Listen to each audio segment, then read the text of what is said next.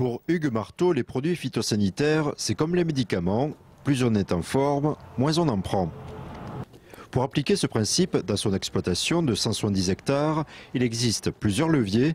Le premier, augmenter le nombre de cultures et de rotations. Dans l'Aube, en général, les céréaliers exploitent surtout des cultures d'hiver, blé, orge et colza. Dans ce type de rotation, on est en risque maximum par rapport à un risque adventice, graminé en l'occurrence, limaces d'autre part.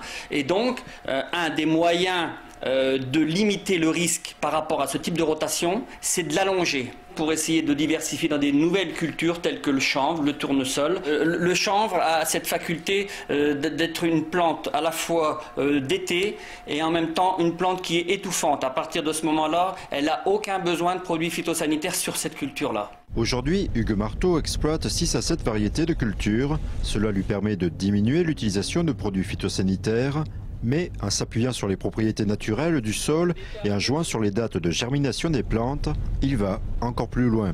Le faux semis consiste à faire un lit de semences comme si on allait semer, sauf qu'on ne met pas de semences. Donc à partir de ce moment-là, on va mettre en germination toute une série d'adventices et donc on va les détruire tout de suite derrière. J'utilise aussi sur ces parcelles-là le décalage de date de semis. Certaines graminées lèvent autour de fin septembre, début octobre. Si on décale cette date de semis, on va empêcher cette levée de graminées. Pour préserver sa rentabilité par hectare, Hugues doit éviter l'excès d'adventices, plus connu sous le nom de mauvaises herbes.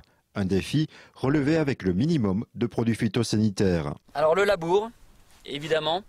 Un labour, oui, c'est un autre levier agronomique. Alors un labour pas fait n'importe comment, c'est-à-dire que je m'arrange pour que ce labour soit réalisé qu'une fois tous les 3 ans, de manière qu'il ait un effet intéressant sur le désherbage mécanique de la parcelle. Dernier levier, l'observation. Hugues dépose ses cuvettes dans ses parcelles afin de compter le nombre d'insectes nuisibles présents.